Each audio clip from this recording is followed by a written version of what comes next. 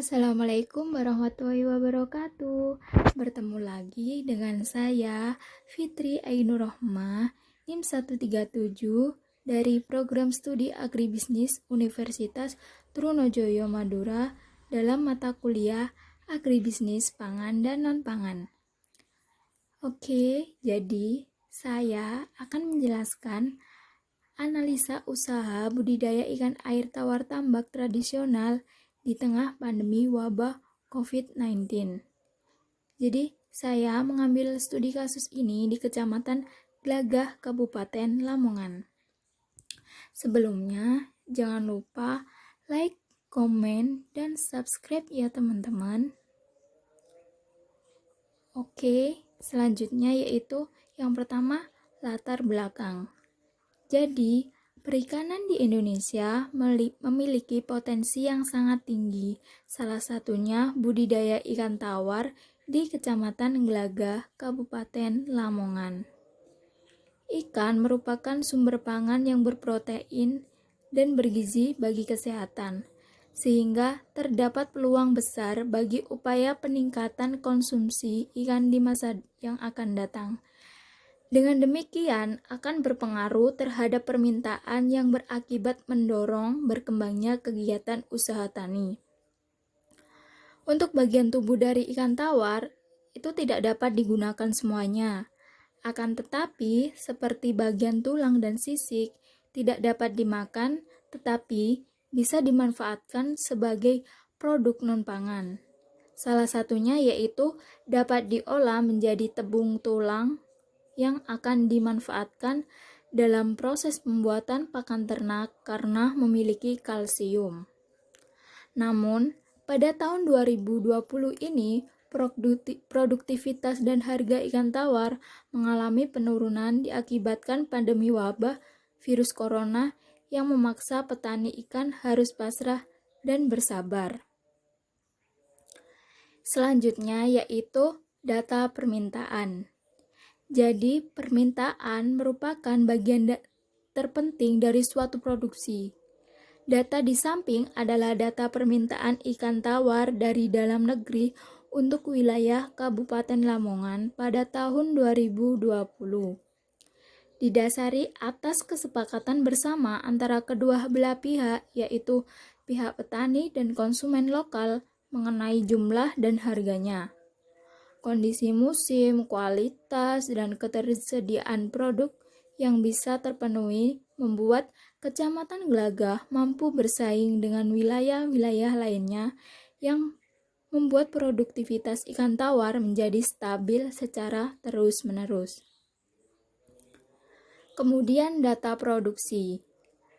Pada setiap tambak yang telah diusahakan memperoleh hasil produksi yang berbeda-beda, meskipun jumlah tebar dan perawatannya sama karena didasarkan atas ukuran tambak. Hasil produksi itu bisa naik atau juga bisa turun. Produksi juga tergantung pada cuaca. Pada saat musim panen raya, jumlah produksi per tambak akan naik sekitar 13% dibandingkan pada saat tidak pada musimnya.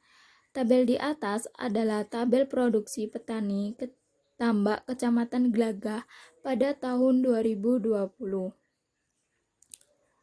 Yang selanjutnya yaitu potensi produksi dan pasar di tengah kondisi pandemi. Jadi dilihat dari kondisi produktivitas ikan di tambak petani tidak begitu terpengaruh oleh pandemi pada tahun ini, dikarenakan sudah memasuki musim panen raya ikan tawar.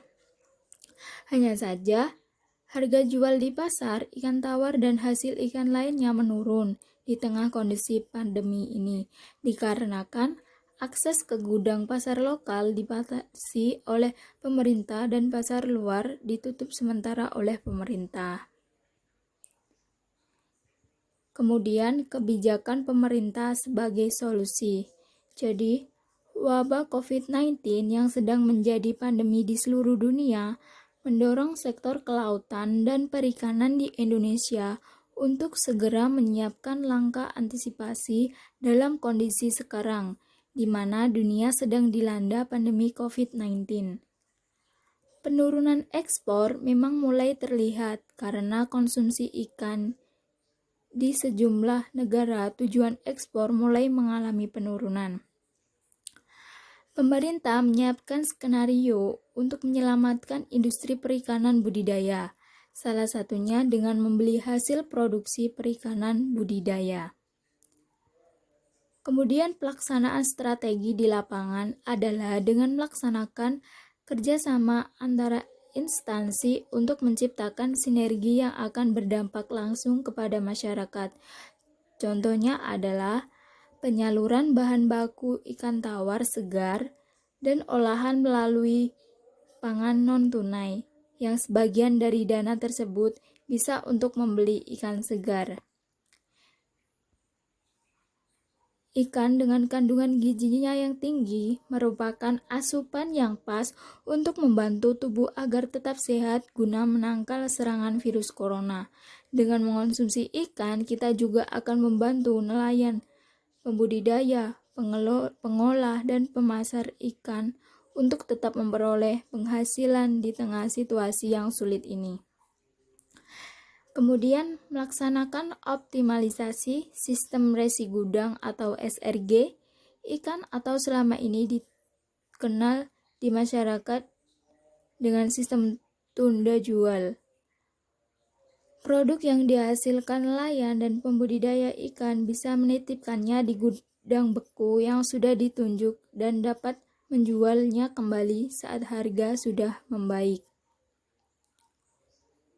Kemudian masukan dan strategi yang pertama yaitu pandemi global COVID-19 yang terjadi memicu berbagai dampak negatif pada sektor kelautan dan perikanan. Di Indonesia, dampak negatif itu mulai dirasakan oleh nelayan dan pembudidaya ikan di seluruh kawasan pesisir. Yang kedua, khusus pada subsektor perikanan budidaya, dampak negatif itu dikhawatirkan akan menurunkan produksi berbagai komoditas yang selama ini menjadi tulang punggung bagi negara, terutama komoditas ikan yang sudah masuk target produksi dengan peningkatan hingga 250% pada tahun 2024. Yang ketiga yaitu berbagai strategi sudah disiapkan pemerintah Indonesia untuk mengantisipasi dampak negatif dari COVID-19 pada perikanan budidaya. Strategi disiapkan agar produksi bisa tetap berjalan normal dan sekaligus bisa mengejar target pada tahun 2024.